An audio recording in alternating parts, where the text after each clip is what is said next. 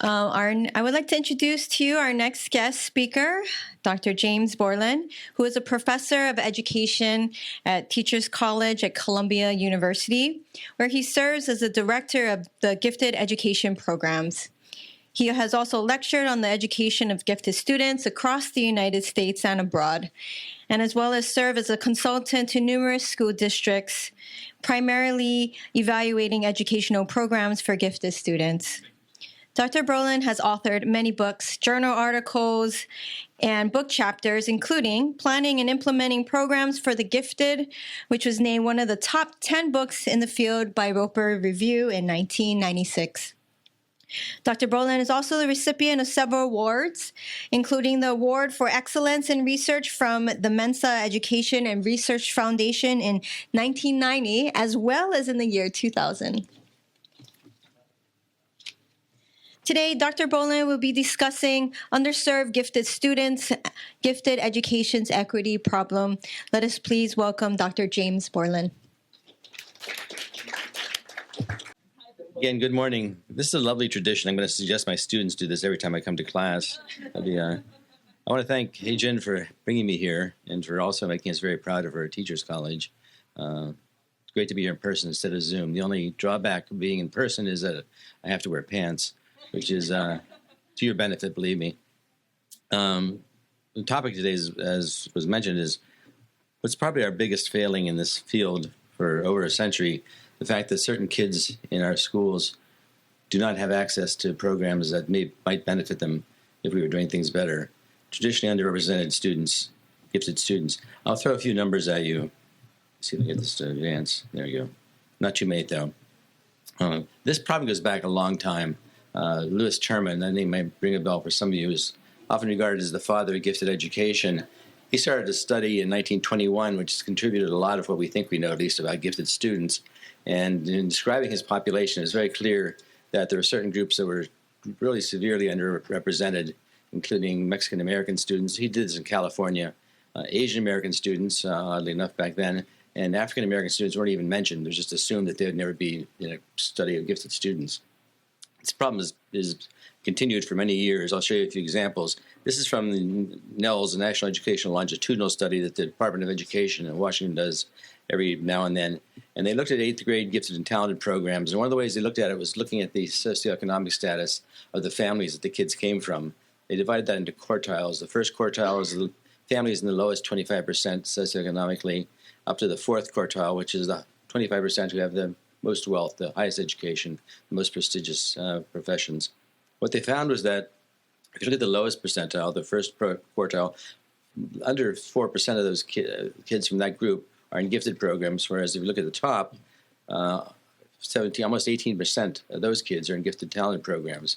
In terms of socioeconomic status, there are great discrepancies, and since we know that race, ethnicity, and other things are related to socioeconomic status, this is a pretty significant problem. The National Center for Educational Statistics looked at gifted programs in 2006 and looked at how various groups are represented in gifted programs across the country. If you look at the last line, in the total population, about 6.7% of the kids in the country were apparently in gifted programs, a high number, but that's what the data showed. If you look at various ethnic and racial groups, you can see that certain groups are overrepresented statistically, white students, Asian American, Pacific Islander students, and certain groups, African American students, Latino students, and American Indian, Alaskan Native students are severely underrepresented. And again, this is confirmatory of the stuff that we've been seeing for years and years. The Office of Civil Rights in the Department of Education looked at data for 2009-2010. They looked at schools, districts that had gifted and talented programs, and then they looked at the percentage of various groups who were in those programs. So if you look at the first line, of the districts that had gifted and talented programs, white students made up 49% of the total population, but they made up 62% of the population of kids in gifted and talented programs. And down the line, the same discrepancies we've seen in the other data. And then something that's close to home for me, New York Public Schools. New York Public Schools serve 1.1 million kids, and it's a rather large school district, to say the least, the largest in the country. The percentage of kids in the public schools in New York City who are Asian American or white, about a third of those kids, but they make up a little over 70% of the kids in gifted classes. Percentage of students in the public schools who are black or Hispanic is 65%. These numbers fluctuate a little bit year after year, but they're close to these numbers. So even though these kids make up about 2/3 of the population across the schools, across the city, they make up less than 28% of the kids in gifted and talented classes. This is, and we'll come back to this topic later, but this is clearly a result of what the Department of Education in New York did to identify kids for gifted programs. It's changed a bit. We're interested to see how this is going to work out over the years ahead. But for years, gifted and talented classes kids are admitted to these classes on the basis of standardized tests taken when they're 4 years old. And unsurprisingly, this was the result. It's a terrible way of doing things. We'll come back to the issue of identification. We'll get to kids later. All right. Now, I want to present you with a syllogism where there are two statements and then a conclusion I think follows inevitably from it. I think these first two things are factual statements. One, and the data that we just saw bear this out, programs for gifted students disproportionately serve middle-class and upper-middle-class white children, and these days Asian American kids as well. So these resources are not distributed equally among various groups in our population. Asian American and Caucasian kids are more likely to be in these programs. It can also be argued, I think, that programs for gifted students are at least in part effective. Some positive benefits accrue to students who are in these programs, and among these are enhanced academic and possibly professional success. So if gifted programs do not represent all kids, and if they do confer benefits on those who are represented, then I think this conclusion is logically inevitable, that programs for gifted students are inadvertently, and I'll stress inadvertently, serving to widen the gulf between the more advantaged and the less advantaged members of our society, between racial and ethnic groups.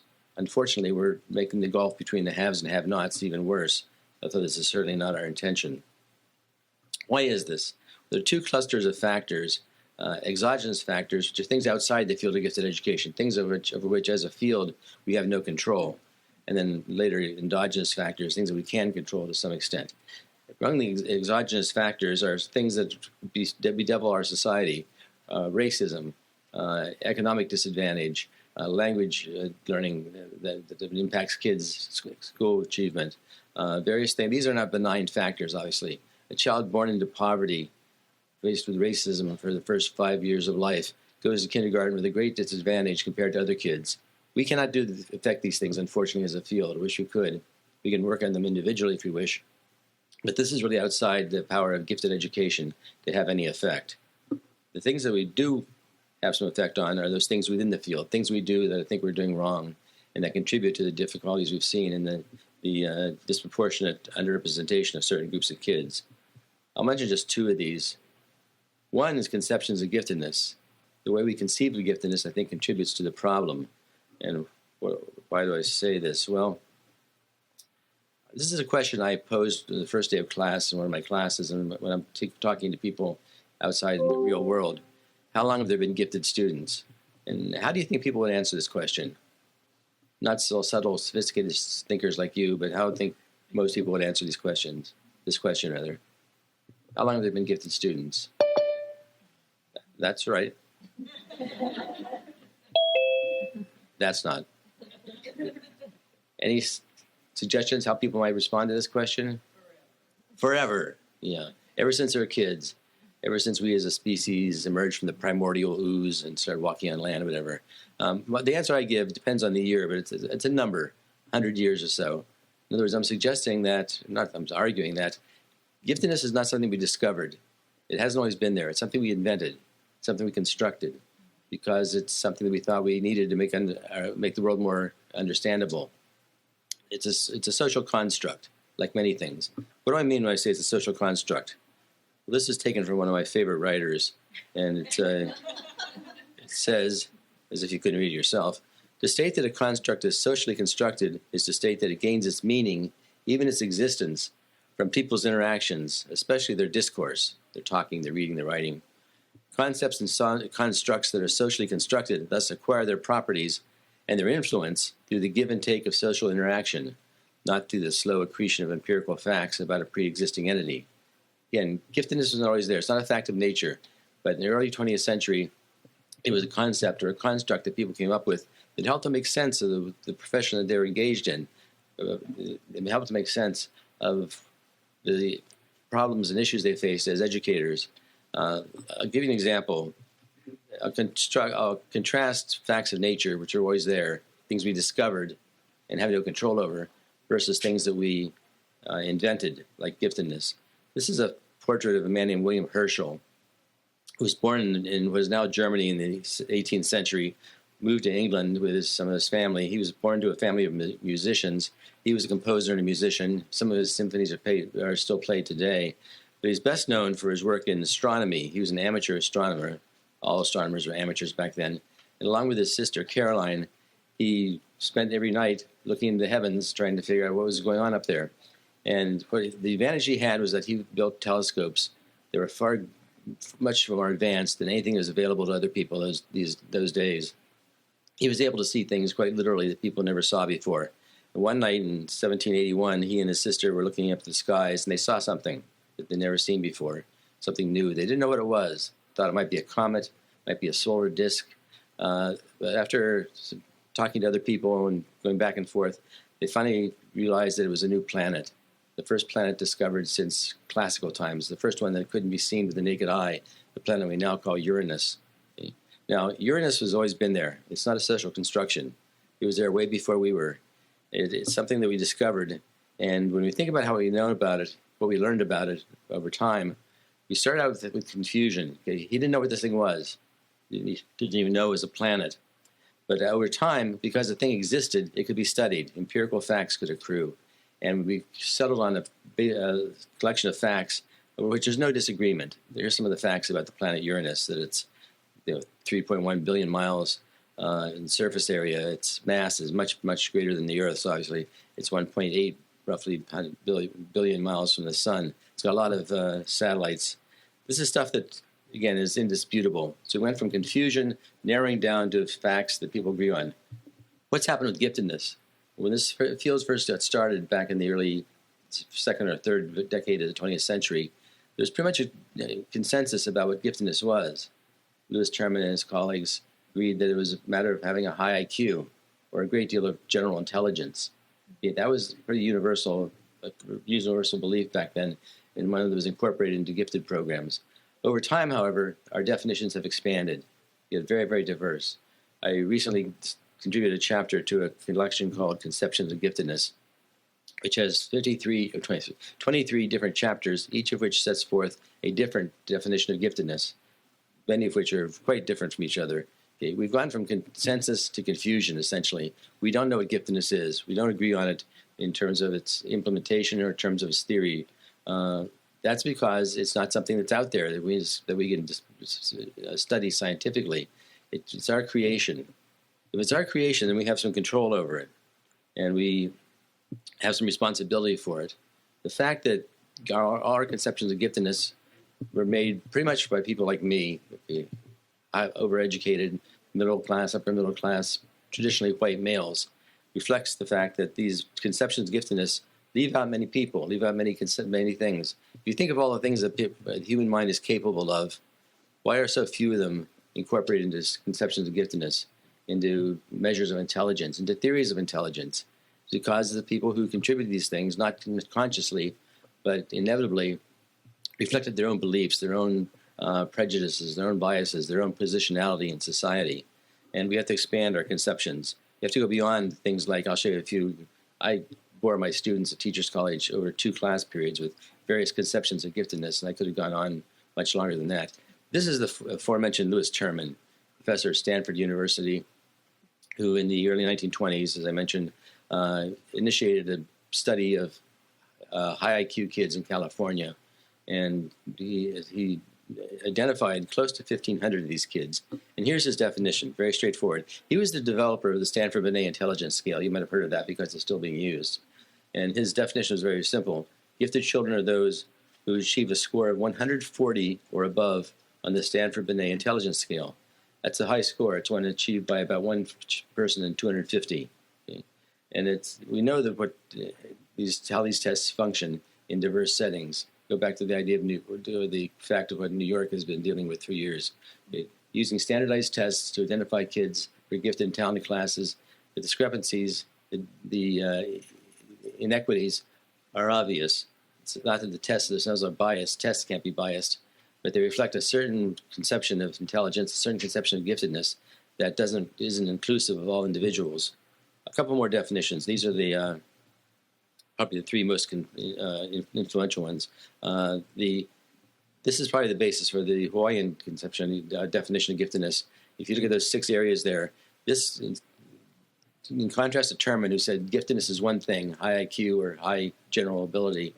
Giftedness can be any one of 6 different things, and those are the general intellectual ability. The IQ measures that supposedly. High achievement in a specific academic area, creative or productive thinking, leadership ability, performance in the visual performing arts, and the aforementioned psychomotor ability, which was dropped from federal guidelines shortly after it was published. It does include things like sports, which are not underrepresented in our schools. Different conception altogether of giftedness compared to Terman's, but one that's still, well, it's very hard to implement this in an actual school setting. You have at least six different areas of giftedness. You need to have at least 6 different ways of identifying these kids, different ways of differentiating the curriculum. It's pretty unwieldy, but it's a good. It makes a good point that giftedness is not one thing; it's many things. And then this is a representation of a definition by Joseph Renzulli, the University of Connecticut, now an emeritus professor, the most influential worker in this field over the last few decades. And his definition is quite different. He says that it's a combination of 3 different things that have to all be present at the same time. That previous definition from the U.S. Office of Education said you can be gifted in this way or this way or this way.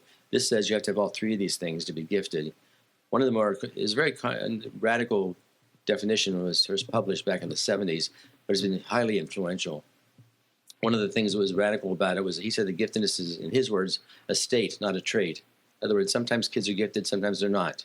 You're not gifted all the time, which is the implicit principle in our gifted programs where a kid is admitted, the program stays there until he or she ages out. But sometimes you're gifted, sometimes you're not. And to be gifted, you need to have above average ability, not Terman's 140 IQ or above, but just above average ability, as well as creativity and task commitment. Task commitment being persistence, or what people now call grit to some extent. Each of these is a conception put forth by a certain person, primarily people, again, middle class, white educators, highly educated people, that tend to be, when they're applied in our school population, exclusive of certain kids who are underrepresented in our gifted programs. Okay, so the way that we conceive of giftedness, I think, needs to be rethought, and we need to be more inclusive in the ways that we think about what makes giftedness, especially in various populations of our country. And then the second thing, and I think the real key to this, the problem of underrepresentation of certain kids, is identification, the way we select kids for gifted programs.